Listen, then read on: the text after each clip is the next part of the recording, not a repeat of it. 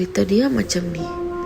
Pada lewat tu, dalam pukul 11 malam, kami berdua dah decide nak berjaga. Sampai siang tunggu di pondok tepi dusun Durian Atok. Disebabkan takkan ada orang lain boleh jaga masa tu.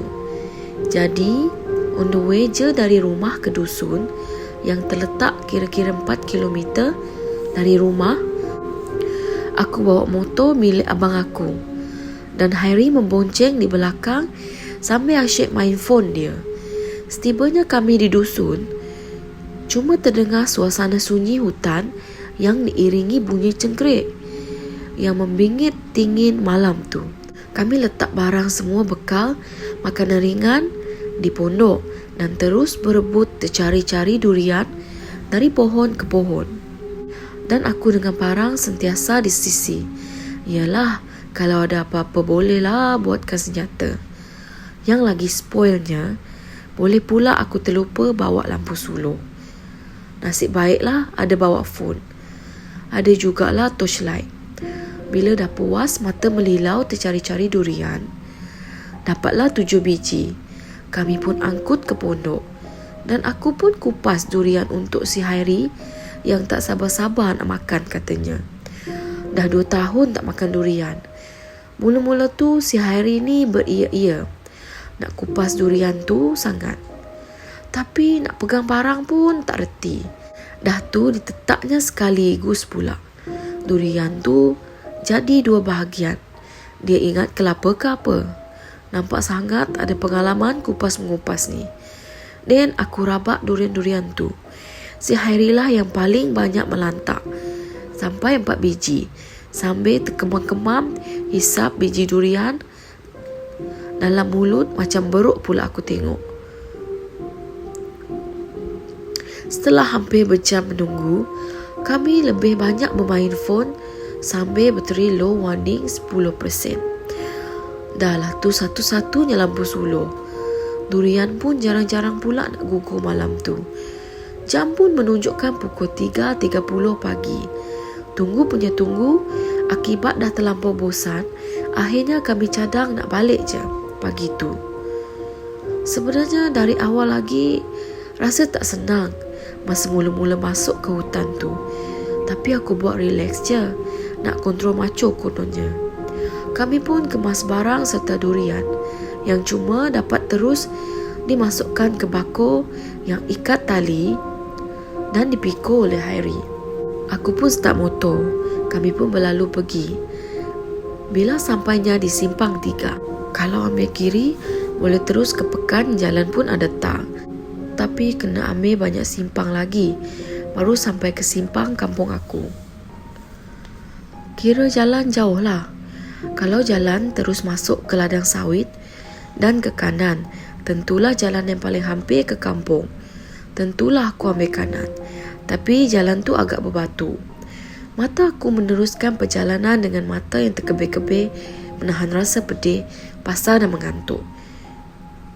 Tengok saja sekeliling, keadaan memang boleh menimbulkan suasana seram. Ialah hutan pun belum diterokai.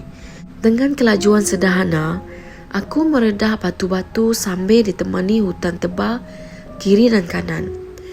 Tiba-tiba si Hairi di belakang aku ni menggegar bahu aku, menyuruh aku berhenti. Aku berhenti mengejut sambil bertanya, "Kenapa?" Lepas tu si Hairi jawab dengan nada berbisik, "Cuba kau tengok tepi jalan depan sana tu. Apa yang macam terang tegak berdiri tu?" Aku mulanya malas nak ambil peduli pasal Hairi, sebab kadang-kadang suka merapu.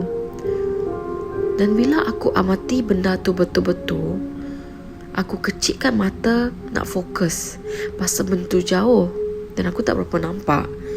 Aku tak fikir bukan-bukan lagi masa tu. Sambil aku cakap ke Hairi, Alah kau ni tu signboard jalan lah. Tak pun tiang lampu, tak pun tiang ke kayu ke apa," balasku. Sambil tu Hairi tertunduk-tunduk macam dah mula takut-takut di belakang motor tu. Masa tu fokus aku cuma pada jalan, pasal kena perhati setiap laluan jalan tu, takut terlanggar batu besar. Bila dah setengah jalan, tiba-tiba si Harry menggegarkan lagi bahu aku. Tapi kali ni kuat semacam. Tiba-tiba dia menjerit dengan nada, "Woi Wan, patah balik depan tu, hantu." Aku pun terkejut gila dengan cakap si Harry tu. Lalu aku berhentikan motor. Dan dengan perlahan, aku pasang lampu tinggi motor untuk suluh bagi nampak jelas objek depan kami yang jaraknya mungkin kurang 100 meter di depan. Mengucap panjang aku. Apa yang aku nampak, sekujur tubuh berdiri berpakaian lesu putih kecoklatan kotor bertanah. Maka jelaslah sekali tu Poch. Tapi Poch tu palingkan badannya ke belakang. Jadi cuma nampak belakangnya saja. Aku cuba tenangkan hati yang jantung dah berdegup laju ni. Tangan aku pun mula menggeletar sikit. Dan aku kuatkan hati anggap tu budak-budak nakal kampung yang macam aku cerita awal tadi. Sambil hati dalam keadaan takut dan terkejut tu, aku drop ke gear 2 untuk patah balik ke belakang. Sambil aku pusing tu, sambil itulah aku asyik perhati Poch tu. Masih lagi berdiri, kadang-kadang macam goyang ke kiri ke kanan. Bila dah patah balik, dah makin jauh dengan Poch tu, entah kenapa aku tergerak hati nak tengok ke belakang. Dan aku palingkan ke belakang badan. Alangkah terkejutnya aku, Poch tu kejar kami. Punyalah laju dia melompat-lompat, makin hampir dan kami nampak muka dia yang hitam gelap dengan mata berwarna hijau. Kali ni aku memang yakin itu memang setan. Takkanlah ada manusia berbungkus macam tu kejar motor dalam keadaan melompat. Takut punya pasal bawa laju sikit. Aku tak fikir dengan jalan berbatu. Mata terus ke depan. Dan kadang-kadang ekor mata aku nampak Poch tu cuba melintas kami.